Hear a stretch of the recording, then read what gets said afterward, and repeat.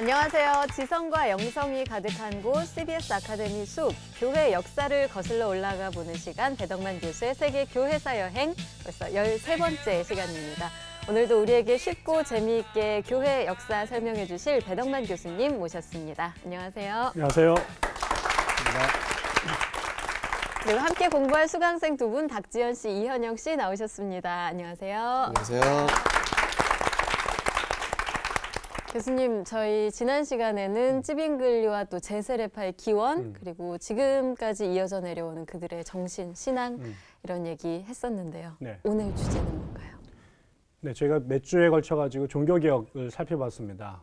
종교개혁이 카톨릭으로부터 개신교라고 하는 새로운 성경과 복음을 중심으로 한 교회를 만들어냈는데 그 이면에 그것이 신학자들은 교회의 순수성을 유지하기 위해서 개혁을 이루었지만 그것이 제도로 확립되기 위해서 그의 신학자들의 담판으로 결정된 게 아니라 학술적 논의로 결정된 게 아니라 그것이 제도화되고 교회를 세워진 한중에 오랜 세월의 피비린내 나는 전쟁이 벌어졌고 그것이 이제 결국은 카톨릭과 개신교로 교회가 이제 나누어지게 되는 그런 일이 벌어졌는데 도대체 어떤 일이 벌어졌는지 어떤 전쟁들이 있었는지 그리고 전쟁이 벌어진 이후에 유럽의 교회는 어떻게 되었는지에 대한 그런 이야기를 좀 하려고 합니다.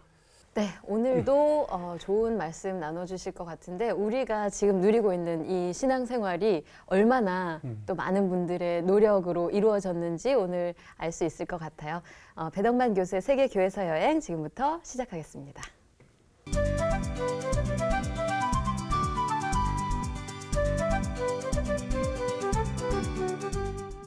전에도 제가 말씀을 드렸는데 이게 공교롭게도 이 카톨릭파는 땅을 중심으로 한 그 당시 봉건 체제, 그 농사를 짓는 사람들, 거기 땅을 잡던 영주들하고 긴밀히 연관돼 있어서 그 토지를 중심으로 한 농경 사회를 끌고 나가려고 하는 기존의 것들을 지키려고 하는 보수 세력과 그 다음에 새로 부상하던 상공업주의자들에 의해서 배를 타고 원거리 여행을 하면서 장사를 했던 그런 무역업자들이 개신교 쪽 사람들과 긴밀히 연관이 되면서 이게 처음에는 신학의 문제를 갖는데 나중에는 이것이 경제적인 이권의 문제와 얽히게 되고 그것에 지배하고 있던 정치가들의 이 어느 지역에 있느냐, 내가 상공업 지역에 있느냐 아니면 토지를 중심으로 한 농촌 지역에 있느냐 이런 것들이 복잡해지면서 어느 시점에 가면 이게 종교의 손을 떠나게 됩니다.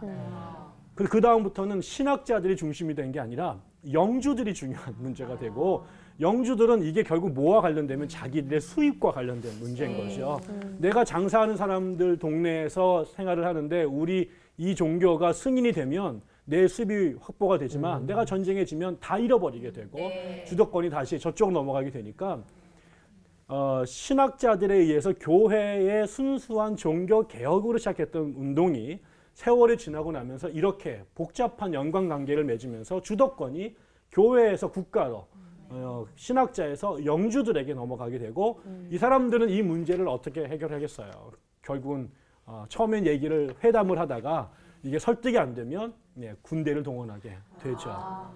그래서 신학자들의 신학 논쟁으로 루터가 자기 대학원 세미나를 위해서 95개의 반박문을 걸었던 종교개혁이 그 후로 50년 정도가 지나고 나게 되면 카톨릭 교회와 개신교 교회 혹은 루터파 교회와 칼빈파 교회, 지난번에처럼 제세례파와 이렇게 무력 항쟁을 시작하게 됩니다. 그리고 나서 종교개혁의 후반전에 들어가면 이거는 정말 피비린내 나는 전쟁으로 화하게 되고 결국 그 싸움이 자그만치 100년이 넘는 세월 동안 유럽은 종교의 이름으로 벌어지죠.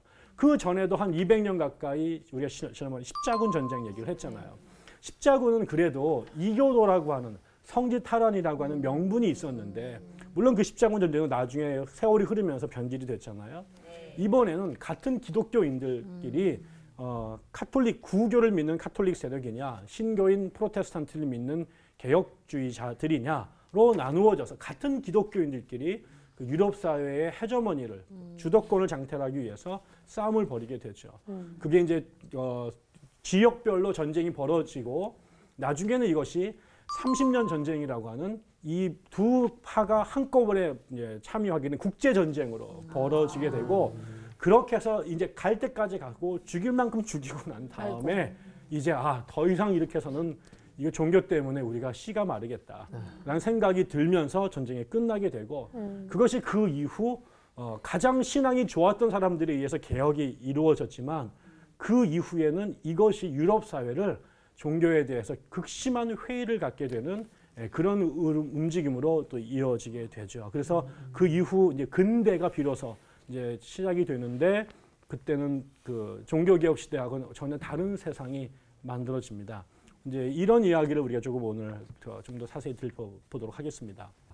우리가 제일 처음에 그 루터가 종교개혁을 시작을 하죠. 그러다가 좀 지나고 나서 처음에는 카톨릭계 신학자와 루터파 신학자들이 신학 논쟁을 하게 됩니다.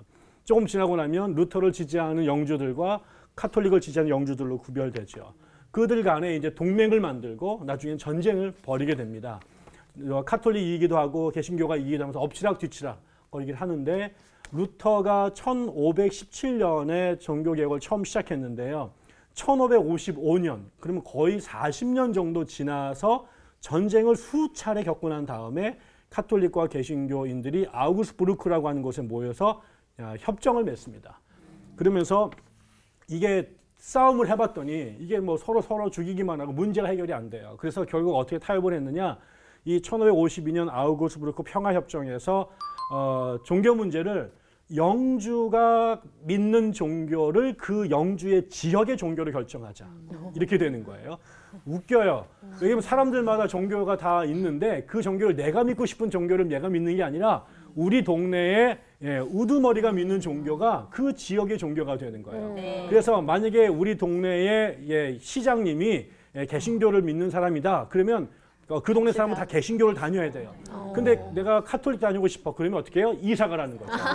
옆주로 가라는 거예요. 근데 이게 쉬운 게 아니에요. 옛날 사람들은 한 동네에서 500년, 1000년을 그냥 쭉 산 사람들이에요. 식구가 거기 다 있고 가족이 다 있고 생업이 있는데 옆주로 이사 가는 게 쉽겠어요? 그렇게 되면 그 엄청난 정말 아브라함이 고향을 떠나는 것만큼 어려운 결단을 하거나 아니면 종교를 바꿔야 되는 거였어요.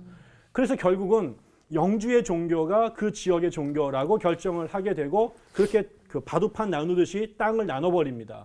그러니까 그 안에는 그 당시에 이미 칼빈의 개혁주의 교회도 생겼는데 이 칼빈파는 협상 테이블에 안 앉혀져요. 그렇게 되면 뭐가 돼요? 종교를 루터파하고 카톨릭파로 나누고 두 종교 중에 하나를 그 지역의 영주가 선택하게 하고 나머지 사람들 그냥 따라가게끔 만드니까 여기서 누가 소외됐냐면 칼빈파가 소외된 거죠. 그 다음에 지난주에 나왔던 제세례파 이런 사람들은 전부 다 뭐가 되느냐? 불법 종교가 되는 거예요. 그럼 이 사람들은 그 교회를 믿는 순간 사회적으로 세금이나 교육이나 정치적으로 여러 가지 이제 불이익을 얻게 되는 거죠. 그러니까 그런 상황에서 내가 칼빈파를 다니려면 오늘날 우리나라에서 여호와진 종교가 되는 것만큼 어려운 그런 사회적인 편견이나 국가적인 박해를 경험해야 되는 거였죠.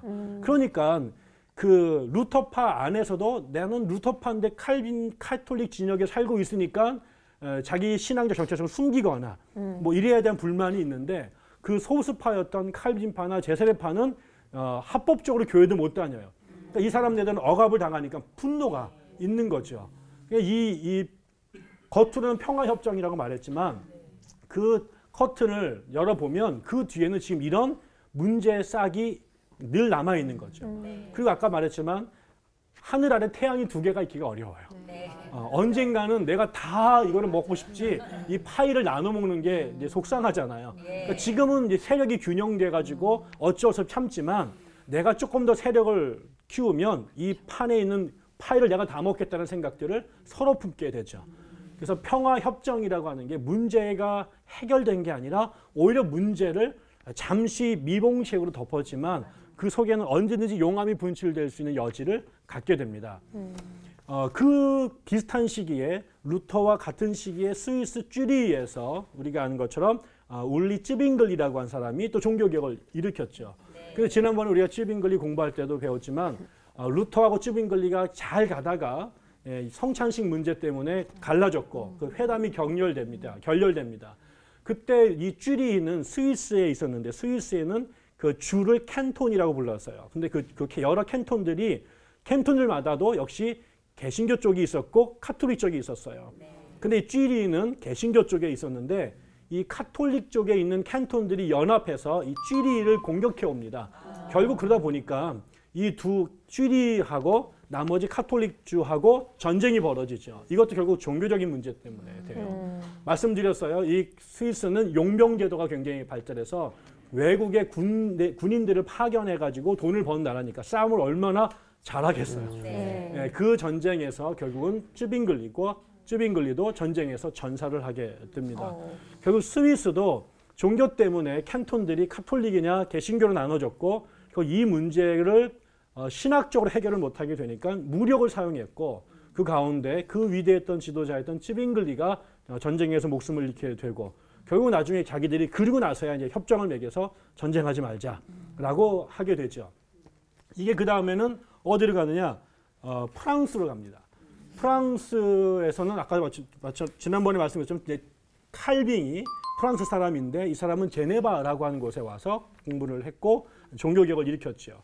그 사람의 영향 속에 이제 스위스 모국에 종교개혁이 벌어지게 되는데 이 프랑스도 그 당시 프랑스의 정치 상황이 굉장히 복잡했는데요. 잠깐 소개를 하면 그 당시에 프랑스는 신성 로마 제국인 합스부르크가와 아주 관계가 나빴습니다. 요거를 꼭 기억하셔야 돼요. 16세기에 가장 불편한 것은 우리나라와 일본의 관계처럼 어려웠던 게 이 독일을 중심으로 한 신성 로마 제국, 그거를 지배했던 합스부르크가와 프랑스가 관계가 안 좋아졌어요. 서로 늘 못 잡아먹어서 이제 안달이었는데 그때 프랑스에 그 왕비가 있어요. 이 사람이 까트린 드 메디치라는 여자인데 이 메디치는 이탈리아에 있는 가문이에요. 그러니까 이탈리아 메디치 가문의 여인이 프랑스 왕실로 이민으로 왔대. 결혼을 하러 이민도 온 거죠. 결혼하러 왔어요. 근데 이 분이 남편이 일찍 죽어요. 그리고 어린 아이들이 여러 명이 뒀는데 이 프랑스 말도 잘 못하는 이탈리아 출신의 여자가 와서 프랑스 왕실에서 애를 4, 5, 6을 혼자 지켜야 되는 거죠. 그러니까 이 어머니가 신사임당 같은 아줌마가 돼서 그 프랑스에서도 서로 왕이 되려고 하는 그런 라이벌 가문, 특히 기스라고 하는 가문이 호시탐탐 이 왕실을 권자를 뺏으려고 하고 있었는데 여기에서 이 여인이 자기의 아들들을 지키면서 이 가문을 지키려고 이제 나서게 되죠. 그러면서 이 여인의 최고의 목적 어떻게 하든 간에 자기 아들들이 계속 왕이 되도록 만드는 것이었고 그래서 그것 때문에 자기 아들들이 왕이 되고 왕실을 보존하는데 도움이 되면 카톨릭 편에 섰다가 또 반대가 되면 개신교 편에 섰다가 이렇게 왔다 갔다 하게 되죠. 거기다가 이제 그 당시 프랑스는 계속해서 카톨릭이 굉장히 강한 나라였고 로마와 대결할 수 있었던 그런 구조를 갖고 있었던 강성한 카톨릭 국가였는데 거기에 종교개혁자들이 들어가게 되고 특별히 프랑스의 귀족들 중에서도 있었고요. 그 다음에 상인들 이런 사람들 안에 종교개혁 칼빈 사상을 받아들인 사람들이 많이 나오게 됩니다. 그런데 그것 때문에 이제 프랑스에서 결국 또 카톨릭 측과 카톨릭을 지배하는 왕실, 그 다음에 이 귀족들을 중심으로 상공업자들이 모인 개신교파가 또 갈등을 일으키게 되면서 오랜 세월의 전쟁을 벌입니다. 참 많이 됩니다. 그리고 굉장히 많이 이제 죽였다가 살렸다가 이러는데 결정적으로 1572년이니까요. 루터가 개혁하고 나서 한 50년 정도 지났을 때 또 정치적으로 이렇게 상황이 바뀌어요. 그래서 그때 원래 이 프랑스 안에 이 까트린 드 메디치의 아들이 임금을 하고 있을 때 이 아들의 멘토 역할을 했던 사람이 콜리니라고 하는 해군 제독이 있었는데 굉장히 중요한 사람인데 이 사람이 개신교인이었어요. 그래서 아들하고 굉장히 관계가 좋았고 그러니까 당연히 그런 시절에는 개신교에 대해서도 국가가 이제 우호적이었다가 이 기스 가문이 카톨릭 세력이었고 왕실을 먹으려고 하는 이런 생각이 있었는데 이 사람들이 음모를 꾸며서 왕과 이 콜리니의 사이를 이간질을 시킵니다. 그래서 이 사람이 왕을 죽이고 이제 전쟁을 하려고 한다는 생각이 들면서 결국은 이 음모에 휘말리게 되면서 이 프랑스 왕실이 이 개신교인들을 죽이는데 그게 특별히 그 왕실의 그 까트린의 딸이 결혼을 하게 되는 그 날 그날이 마침 그 교회 달력을 성 바돌로뮤 축제일이었는데 그날 결혼식에 참여하러 온 프랑스 귀족들, 콜리니를 중심으로 한 이런 사람들을 프랑스 국가가 정부가 집단적으로 죽입니다. 그리고 그 시기를 중심으로 해서 전국에 있는 개신교인들을 카톨릭 세력들이 숙청을 하게 되는데 수만 명의 사람들이 그날 하루아침에 죽게 되고 아니 딸이 결혼하는데 하객들을 죽인 거예요? 네, 죽이죠. 딸은 그럼 뭐가 돼요? 그리고 나서 그 사위가 그 당시 개신교인이었거든요. 네. 그 사람을 골모로 잡아놓고 개신교로 이제 강제로 개종을 시키고 나머지를 전부 다 이제 숙청을 하게 되죠. 그래서 파리가 전부 다 피로 물들었고 세느강이 피로 넘쳤다 이런 얘기가 들리고 그 당시에 이 얘기를 들은 교황청의 로마 교황은 너무 기뻐서 개신교인들을 죽였으니까 그래서 유럽에 있는 전 성당에서 종을 쳤다 뭐 이런 얘기가 들리게 되죠. 무섭다. 그리고 그게 이제 결국은 그 사건이 터지고 나서 자기 딸의 사위였던 친구가 개신교였다가 카톨릭으로 강제 개종을 시키는데 나중에 이 친구가 앙리 4세라고 하는 프랑스의 새로운 임금이 됩니다. 근데 이 사람은 원래 개신교인이었다가 지금 결혼식 날 잡혀가지고 네. 카톨릭 개종했다가 또 탈출해요. 고향 돌아가 다시 개신교가 됐다가 나중에 이제 전쟁이 끝나고 나서 이제 그 세 명의 앙리가 전쟁을 벌이는데 아무튼 그때 최후의 임금 후보로 이 앙리가 또 돼요. 그래서 이 사람이 임금이 되어야 되는데 프랑스에서는 개신교인이 임금이 될 수가 없었고 그래서 이 사람이 다시 자기 신앙을 다시 돌려서 카톨릭 신자가 돼서 임금이 됩니다. 그런데 이 사람이 임금이 됐을 때 그때서야 낭트 칙령이라는 걸 내려서 프랑스에서 개신교인들 그때 위그노라고 불렀는데 이 개신교인들에게 종교의 자유를 허용하게 되죠. 결국은 물론 나중에 또 이 앙리는 또 반대편에 의해서 암살을 당해서 또 죽지만 결국 프랑스는 이 바돌로뮤의 사건, 그 다음에 앙리가 몇 번에 걸쳐서 개종하는 사건들을 통해서 겨우 카톨릭과 개신교가 이제 타협을 이루게 됐고 그 가운데 너무나 많은 사람들이 죽게 됩니다. 네. 영국에서는 또 영국의 왕실과 또 의회 간에 또 특히 의회는 우리가 소위 잘 아는 그 청교도라고 하는 사람들이 장악하고 있었는데 이 두 진영 간에 영국을 보다 제네바처럼 개신교 국가로 만들자라고 하는 청교도들의 주장. 그 다음에 아니야 이거는 카톨릭과 개신교 사이의 중도 입장을 취하면서 보다 보수적인 교회를 끌고 가려고 하는 성공회 이 두 사이로 나눠졌는데요. 특별히 영국 성공회 같은 경우는 잠깐 설명이 필요한데 원래 그 종교 개혁을 하고 싶어서 한 게 아니라 임금이 헨리 8세라고 하는 임금이 결혼을 부인하고 했는데 자식이 없어서 이제 그 관계가 소원할 상태에 그 후궁이라보다는 그 부인을 이렇게 돕는 그 하녀 왕실 하는데 아주 그 아랫사람은 아니고 그 중에 앤 볼린이라고 하는 이쁜 여자랑 눈이 맞아요. 그래서 결혼을 이 사람하고 하고 싶은데 카톨릭의 법에는 그 부인이 멀쩡한데 이혼할 수가 없었어요. 그래서 이제 어떻게 하면 이 여자랑 이혼하고 사랑하는 앤 볼린과 결혼하고 싶을까, 결혼할 수 있을까 알아봤더니 결혼 못하는 이유가 지금 카톨릭 신자기 때문에 그런 거 아니냐. 뭐 교회 나오면은 카톨릭 법이 해당이 안 되니까 그래서 카톨릭에서 나옵니다. 그리고 나는데 어디 갈 데가 없잖아요. 그러니까는 그래서 이제 개신교 쪽에 붙어요. 그리고 난 다음에 교회를 만드는데 이 사람은 기본적으로 카톨릭이 싫어서가 아니었어요. 그러니까 카톨릭의 전통을 그대로 갖고 오는데 카톨릭으로 갈 수는 없어. 관계를 끊었기 때문에. 그래서 겉모양은 카톨릭, 속 알맹이는 개신교를 받아들여서 새로운 교회를 만드는데 그게 영국 국교회, 우리가 성공회라고 부르는 거예요. 근데 여기는 이 성공의 우두머리가 영국 왕이에요. 그 왕이 영국 교회의 우두머리고 그 밑에 캔터베리라고 하는 교구의 대주교가 실질적으로는 이제 그 종교적인 그 지도력을 갖고 있는 이런 구조를 갖고 있는데 임금은 너무 좋은 거죠. 왜? 교회가 자기 밑에 있잖아요. 그런데 이제 청교도들은 그런 거 다 없이 제네바의 칼빈과 같은 그런 순수한 교회를 만들고 싶어 했고 이게 서로 이제 밀당을 계속 하다가 안 되니까 결국은 이 의회파와 왕실이 전쟁을 벌입니다. 그래서 나중에는 영국 왕을 이 청교도들이 잡아서 죽입니다. 찰스 1세라고 하는 임금을 죽이죠. 돌아가신 분 얼굴을 잠깐 보겠습니다. 이거는 아까 성 바돌로뮤 학살 장면입니다. 이렇게 사람들을 죽였고요. 이분이 이제 영국의 찰스 1세 황제로 영국 의회에 의해서 처형당하게 돼요. 결국은 종교 문제 때문에 결국은 국민이 왕을 죽이게 되는 이런 일까지 벌어지게 되죠. 이게 네덜란드로 가게 되면 네덜란드는 독립전쟁을 스페인의 식민지였는데 이 네덜란드에도 개신교 그 칼빈 신학이 들어가게 되고 상인을 중심으로 한 계급이 개신교를 받아들이게 돼요. 근데 이게 스페인의 식민지로 있다가 독립운동을 벌이는데 이 독립운동을 이끌고 갔던 사람들이 상인 계급이고 칼빈주의자들이 되죠. 그래서 이 네덜란드는 흥미롭게 나라의 독립운동이 종교개혁 운동이 돼버리게 되는 거예요. 여기서도 결국은 스페인과 네덜란드가 엄청난 싸움을 하게 되고 수많은 사람들이 죽게 되죠.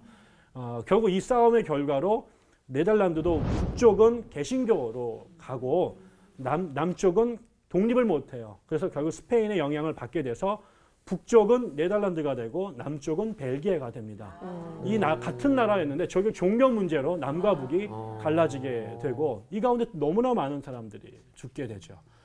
이런 식으로 종교개혁이 벌어졌는데 그 종교개혁이 벌어졌던 모든 나라에는 결국은 자신들이 믿는 새로운 교회를 마음껏 믿을 수 있도록 하는 권리를 카톨릭으로부터 얻어내기 위해서 결국 전쟁을 벌일 수밖에 없었고 그 세월이 자그마치 100년이 넘는 시간이 가게 됩니다. 그래서 너무나 많은 사람들이 죽은 거죠. 두 가지 생각해 볼 수 있을 것 같아요. 하나는 꼭 전쟁까지 했었어야 되느냐. 순수한 종교가 이렇게 사람들의 목숨을 피로 세상을 물드는 일까지 간 거는 굉장한 비극이고 또 역으로 생각해 보면 지금 여러분들이 지금 믿는 개신교회라고 하는 신앙이 우리 오프닝 때도 김윤주 하나님께서 말씀하셨지만 그냥 주어진 게 아니라는 거죠. 우리는 지금 그냥 교회 가고 싶으면 가고 가기 싫으면 안 가고 이 교회 다니다 기분 나쁘면 저 교회 가고 뭐 이런 게 우리들의 신앙인데 지금 여러분이 그렇게 가고 싶으면 가고 가기 싫으면 안 가도 되는 그런 세상이 오기 위해서 500년 전에 우리의 선조들은 너무나 많은 사람들이 피를 흘렸다라는 거죠.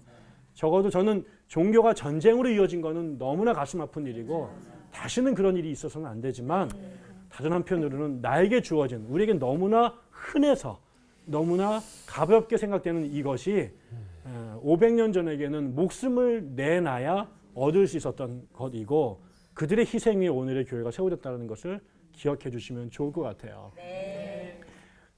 이 전쟁이 아까 지금은 각 지역별로 각 나라별로 전쟁이 벌어집니다. 그리고 아까처럼 이거는 카톨릭과 루터파만 인정이 된 상태로 가게 되고 근데 그거보다 한 20년 정도 루터보다 20년 정도 늦게 칼빈이 나오게 되고 칼빈이 후에는 그 모든 개신교에 가장 영향력 있는 사람이 되잖아요.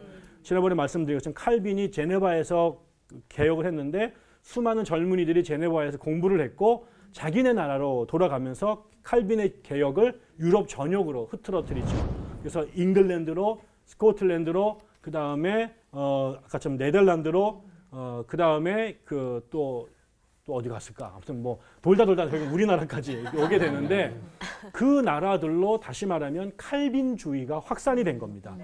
그러니까 처음에는 루터와 그 다음에 카톨릭으로 양분됐던 유럽의 기독교회가 20년 후에 칼빈주의가 가세하게 되면서 더 복잡한 상황이 되는 거죠.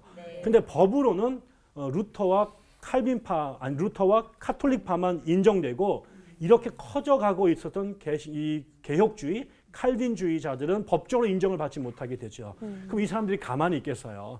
언젠가는 자기들도 그런 권력을 이제 이렇게 법적인 지위를 인정받고 싶었을 거 아니에요. 이렇게 되면서 이게 막 그냥 수면 위로 전쟁을 하다가 더 싸우면 안 되니까 그냥 이렇게 덮어두게 세월이 갑니다. 그러나 이것은 언젠가는 터질 수밖에 없는 화산이었고 결국 이것도 결국은 신학적 담론이나 평화로운 협상이 아니라 결국 피를 부르는 전쟁이 올 수밖에 없는 상황으로 가게 되죠. 아까처럼 이게 단순하게 종교 문제가 아니라 돈의 문제, 권력의 문제가 되죠. 이러다가 카톨릭도 처음에는 지금 우리가 쭉 보면 원래 하나였던 교회가 그 다음에 루터파가 떨어져 나가고 그다음엔 칼빈파가 떨어져 나가는 거예요. 그러니까 카톨릭으로서는 이만하게 혼자 파이를 다 먹다가 3분의 1 띄워주고 또 3분의 1 띄워주면서 자기는 3분의 1만 남게 된 거죠. 그래서 일방적으로 카톨릭이 한동안 계속 개혁자한테 두들겨 맞은 형국이 됩니다. 이거에 대해서 카톨릭자들이 이러면 안 되겠다라고 생각을 하고 이제 반격을 가하기 시작을 하죠. 그게 이제 몇 가지 나타나는데 첫 번째는 종교 재판소를 만듭니다. 종교 재판소를 만들어서 물론 그거는 이제 그 종교 교육 이전에 먼저 만들어졌지만 종교 재판소를 통해서 카톨릭 안에 있는 반카톨릭적인 요소들을 이제 도려내는 거죠. 처음에는 뭐 이슬람이나 유대교인들이 주로 당하다가 그 다음에는 반카톨릭적인 이런 개신교인들 이런 사람들을 이제 이단으로 몰아서 쫓아내는 작업들을 하게 되죠. 그래서 종교재판소를 통해서 많은 사람들을 이제 카톨릭의 암적인 존재가 되는 사람들을 제거해 나가기 시작을 하게 되죠. 장면을 하나 보여드릴까요? 이게 당시 종교재판 그리고 이 사람들이 지금 이단으로 몰려서 신문을 당하는 이런 장면이 있습니다. 여기 여자들 같은 경우는 마녀로 몰려서 굉장히 많이 죽임을 당하게 돼서 카톨릭의 또 수칙 가운데 하나가 되지만 아무튼 이거는 카톨릭이 자기를 지키려고 하는 방어책이었고요. 그 다음에 이거는 트리엔트 공의회라고 하는 건데 이 회의를 열어서 거의 20년 넘는 세월 동안 3번에 걸쳐서 이제 모이는데 여기에서 카톨릭 교회가 루터가 공격했던 자신들의 교리들 중에 중요한 것들은 다 방어를 해내고요. 우리의 입장이라고 다 정리를 해내고요. 너무나 말이 안 돼서 자기네가 보더라도 이거는 정말 문제가 많다라는 거는 개혁을 해냅니다. 거기다가 자기들 생각에 우리가 왜 이렇게 카톨릭이 개신교한테 당했을까라고 볼 때 그 차이를 보니까 개신교는 아까 루터, 칼빈, 찌빙글리 같은 기라성 같은 높은 교육을 받은 뛰어난 학자들이 있는 거예요. 근데 카톨릭은 이 밑으로 내려가면 이 신부들의 교육 수준이 너무 형편이 없었고 지역마다 교구가 있지만 기울이 완전히 무너진 거예요. 그래서 결국 성직자의 싸움에서 졌다. 그래서 우리가 더 그 개신교인과 맞짱을 뜨려면 거기에 준하는 양질의 신학 이 목회자들을 길러내야 된다. 그래서 지역마다 신학교를 세웁니다. 그리고 지역에 있는 그 로컬 교회의 신부들을 교육수를 끌어올리게 되고요. 주교들이 그동안에는 한 주교가 여러 주교를 겸직했어요. 그러면 자기가 편제하지 않으니까 한쪽에 있으면 여기 못 갈 거 아니에요. 그럼 여기는 감시가 떨어지니까 여기는 엉망이 되는 거죠. 그래서 그러면서 모든 주교는 자기 교구에 상주하면서 주기적으로 지역교회를 순회 감독하도록 하죠. 그럼 계속 감사가 나오면 부정을 저지르기가 어렵습니다. 이러면서 내부의 기강을 확립하게 되죠.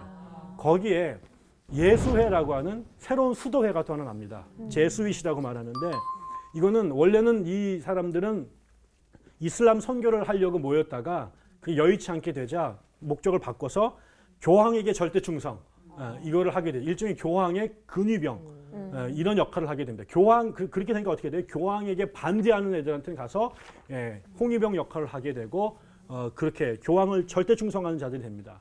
거기에다가 이 사람네가 두 가지 강조점이 있었는데 하나는 교육이고 두 번째가 선교예요. 이 예수회에서 프란시스 하비에르라고 하는 사람이 인도, 중국, 일본까지 선교를 가게 되고 일본의 기독교가 이 사람에 의해서 전수가 되고 그 사람들이 이제 일본의 오사카 지역에 복음을 전하게 되고 그 시절이 바로 우리나라 임진왜란이 벌어지는데 그때 우리나라에 쳐들어온 그 고니시키 유키나와라고 하는 일본 그 영주가 있는 이 사람 군대가 다 오사카에서 오고요. 이게 다 카톨릭 신자예요. 그때 그 페르세레스라고 하는 그 포르투갈 신부가 종군 신부로 우리나라에 오는데 이 사람이 우리나라에 온 최초의 기독교인이 됩니다. 결국은 이렇게 해서 아시아에 이 복음이 전파가 되면서 카톨릭이 유럽에만 머물러 있다가 아시아와 남미와 아프리카로 세력을 확 크게 되게 되면서 유럽에서 잃어버린 땅을 전 세계에서 찾게 됐고 더 커져버리게 됐죠. 그 다음에 이 사람들이 교육이 뛰어나서 가는 모든 선교사들이 아주 뛰어난 학자들입니다. 그들이 가는 곳마다 학교를 세우고 서양 그 지역의 고전들을 라틴어로 번역해서 서양에 보내고 결국 이들에 의해서 각 지역에 아주 최고급 수준의 대학들이 세워지죠. 우리나라의 서강대학교도 바로 이 예수회가 세운 그 학교가 되게 됩니다. 이런 식으로 무너지는 카톨릭이 자체 방어를 해내게 되죠. 그런 노력들은 꽤 의미 있다고 볼 수 있겠네요. 저도 그렇게 생각합니다. 우리가 배울 거는 좀 배워야 되지 않을까 싶어요. 결국 이게 마지막으로 이제 제가 드리고 싶은 말은 이랬던 이것들이 결국은 팽팽하게 싸움을 하다가 1616년이 되면 어떻게 됩니까? 루터가 1618년, 루터로부터 딱 100년 후가 되죠. 이때 유럽에서 그동안 잠재적으로 싸우던 사람들이 이제는 지역을 넘어서 이제 최초의 세계대전이라고 할 수 있는 전쟁이 터집니다. 그게 자그마치 30년 동안 됩니다. 그 30년 전쟁이라고 합니다. 1618년부터 48년까지 크게 세 개의 단계로 나눠지는데 이거는 왜 이 전쟁이 벌어졌냐면 이렇게 일방적으로 수세에 밀리던 카톨릭이 그 후반전에 이렇게 역전을 하기 시작하잖아요. 그러면서 신성 로마 제국의 황제가 된 사람이 페르디난드 2세라고 하는 사람인데 이 양반입니다. 이 사람이 황제가 되고 나자 이제 유럽을 카톨릭으로 다시 다 바꿀 생각을 하게 되죠. 그러면서 제일 먼저 보헤미아라고 하는 지역, 여기는 누구냐면 종교개혁의 선두자가 됐던 후스가 개혁을 추진했던 곳이라 아주 유럽에서 야당 세력이 강했던, 다시 말하면 개신교 세력이 강했던 곳인데 여기를 카톨릭으로 만들려고 압력을 집어넣게 되죠. 그랬더니 여기에 있었던 후스의 후예들이 이게 무슨 소리냐, 이건 안 된다. 광주에 와가지고 이러면 되냐, 뭐 이렇게 되는 거죠. 그래서 그 자기네들을 카톨릭으로 바꾸기 위해서 황제가 보낸 사신들을 창밖으로 집어 던져버립니다. 아이고. 셉니다. 네, 그래서 지금 창밖으로 집어 던지고 있죠. 지금 이 사람 떨어지기 직전이에요. 이거를 이제 창문 투척 사건이라고 부릅니다. 창문 투척, 프라하의 창문 투척 사건이라고 벌어지는데 이게 결국 스타트가 돼서 황제가 개입을 하게 되고 황제가 전쟁을 일으키게 되죠. 그래서 이 보헤미아 지역을 쑥대밭으로 만들고 오히려 완전히 군사적으로 카톨릭으로 바꿔버리게 됩니다. 그랬더니 그 다음에는 이거를 가만히 보고 있었던 사람들이 이렇게 되다가는 큰일 난다. 그래서 스웨덴에서 참전을 하게 됩니다. 처음에는 이 페르디난드 신성 로마 제국 군대와 덴마크가 전쟁을 하게 되는데 이 보헤미아를 돕기 위해서 같은 루터파 지역이었던 덴마크가 들어오게 됩니다. 여러분이 유럽 지도를 보면 독일 바로 위가 덴마크고요. 스칸디나비아 반도가 이어집니다. 바로 옆이 있죠. 내려와서 전쟁이 돕게 되니까 카톨릭을 대표하는 신성 로마 제국과 그 다음에 보헤미아를 돕는 루터파인 덴마크의 전쟁을 하다가 여기서 덴마크가 집니다. 그러니까 그 다음에는 덴마크 옆에 있던 스웨덴이 이쪽으로 들어와요. 왜 그러면은 이 신성 로마 제국이 커지게 되면 그 다음은 바로 위로 오면 자기네 나라잖아요. 그렇죠. 그래서 거기를 막기 위해서 독일로 들어옵니다. 이 전쟁에서 나중에 엎치락 뒤치락 하다가 스웨덴이 전쟁에 이기게 됩니다. 그리고 난 다음에 얼마 지나고 나자 다시 이 신성 로마 제국이 힘을 얻어가지고 다시 스웨덴을 위협하게 되니까 이때 그 신성 로마 제국도 자기의 힘만으로는 한번 졌잖아요, 스웨덴한테. 자기들만을 못 이기니까 같은 카톨릭파였던 합스부르크가 사람들, 스페인 사람들을 동원을 해가지고 자기의 군비를 증강시켜서 이제 스웨덴을 무찌르죠. 그러니까 스웨덴이 이제 다 죽어가게 되니까 그때 가만히 보고 있었던 프랑스가 개입을 합니다. 왜 그러냐? 프랑스하고 합스부르크랑 관계가 안 좋아요. 그러니까 지금 합스부르크가 지금 전쟁에 끼어들었는데 여기서 이기면 프랑스도 이제 박살이 나는 거죠. 그러니까는 가만히 있었던 합스부르크가가 재밌어요. 합스부르크가나 프랑스나 다 카톨릭이에요. 근데 이 카톨릭인 프랑스가 루터파보다 종교 개혁 세력보다 합스부르크가 더 미운 거예요. 그래서 같은 종교를 갖고 있는데 이제는 종교 때문이 아니라 미워서 개신교파를 돕기 위해서 이 전쟁에 들어오게 되죠. 전쟁을 한 사람이 이 사람은 이제 그 스웨덴의 왕이었고요. 이 사람이 리슐리에라고 하는 사람인데 유명한 프랑스의 재상이에요. 그런데 이분이요 추기경이에요. 추기경이 수상을 하는 거예요. 그러니까 프랑스가 얼마나 카톨릭과 국가가 연결되는지 알 수 있잖아요. 이 사람이 합스부르크가 미워서 스웨덴을 돕기 위해 군대를 보내죠. 결국은 이 전쟁이 30년이에요. 제가 막 복잡하게 막 정신없이 얘기를 했는데 중요한 거는 30년 동안 전쟁이 벌어졌고요. 이 전쟁에 프랑스, 독일, 스웨덴, 덴마크, 스페인이 참전을 했어요. 그 전쟁 기간이 30년이에요. 그리고 그 전쟁이 벌어지는 동네가 독일 땅입니다. 그때 생각해 보세요. 전쟁을 30년 하게 되면 남자는 다 죽은 거죠. 네. 그다음에 전쟁을 하면서 농사를 졌겠어요. 네, 농사는 완전히 망한 거죠. 이때가 결국은 이때 망한 독일이 다시 복구되는데 100년이 걸립니다. 그래서 유럽이 다 모든 나라가 왕성해질 때 19세기 말까지 독일과 이탈리아만 통일을 못하고 후진국으로 남게 된 것이 이 전쟁의 상처가 30년 동안 이루어지기 때문에 그래요. 결국 이 전쟁이 1648년에 웨스트팔렌이라고 하는 곳에서 이제 협정을 맺고 전쟁이 끝나는데 그 전쟁을 통해서 결국은 중요한 거는 여러 가지 결국은 나중에 마침내 드디어 이 칼빈파도 종교적 자유를 얻게 되고 또 독일은 분할이 돼서 쪼개지게 되고 이런 정치적 이유도 있지만 제일 중요한 거는 30년 전쟁을 하면서 죽을 사람은 다 죽게 되고 결국은 이게 뭐냐, 이 종교가 이 땅의 빛과 소금이 될 줄 알았는데 종교 때문에 너무나 많은 사람이 죽는 거죠. 아, 종교가 진리가 아니라 위협이 될 수 있겠구나. 생명이 아니라 죽음이 될 수 있겠구나라는 생각이 유럽 사람들 머리에 깊이 각인되게 된 거죠. 바로 이 전쟁 이후에 유럽에서는 계몽주의라고 하는 시대가 출현하게 되고 그 사람들은 이 세상을 믿음이 아니라 이성이라고 하는 것으로 세상을 끌고 나가야지 믿음한테 주도권을 줬더니 세상을 이 지경으로 만들어놨다. 그래서 나중에 계몽주의가 enlightenment, 불을 켜다라는 뜻이 되는데 그들의 볼 때 이 얘기는 그 전에 불이 꺼졌다는 얘기잖아요. 유럽이 암흑의 시대라는 거죠. 왜 어두웠냐? 종교가 지배했을 때 어두웠다라는 거예요. 그래서 이제 세상이 좋아지려면 불을 켜야 되는데 그 불은 뭘로 켜느냐? 이성이라고 하는 것으로 켜야 된다는 거죠. 그러면서 반기독교적 정서가 유럽에 아주 크게 일어나게 되는 그런 불행이 시작이 된 거죠. 잘 믿으려고 시작한 건데 결국은 너무나 많은 희생을 치러주었고 많은 사람들한테는 반기독교적 심성을 심어주게 되는 이게 결국 종교개혁의 이면에서 있었던 종교전쟁의 역사입니다.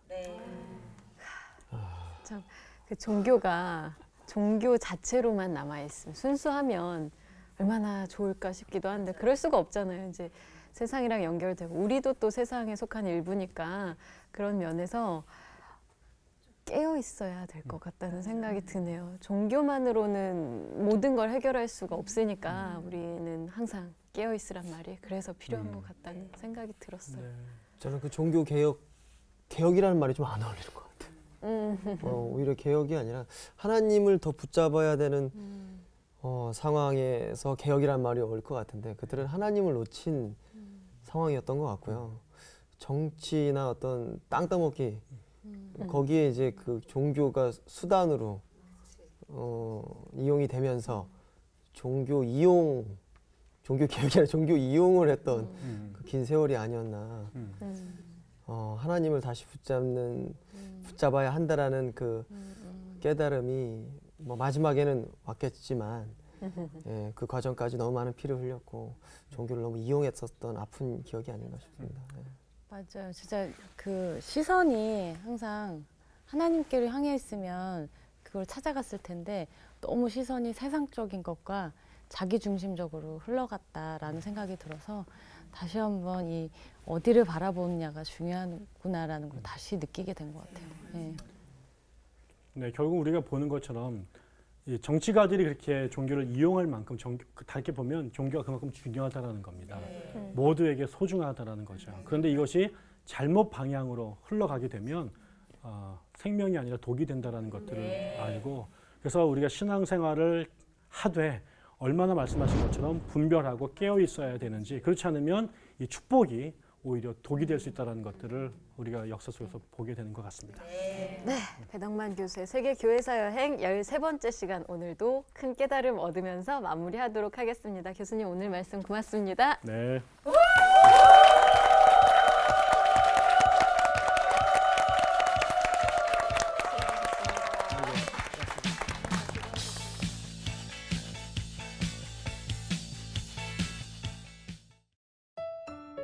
프로그램에 도움을 주신 분들께는 CBS 아카데미 숲이 제공하는 책과 CCM 음반, 그리고 성경을 쉽게 만날 수 있도록 만화로 제작된 최고의 자습서 성경 2.0을 드립니다.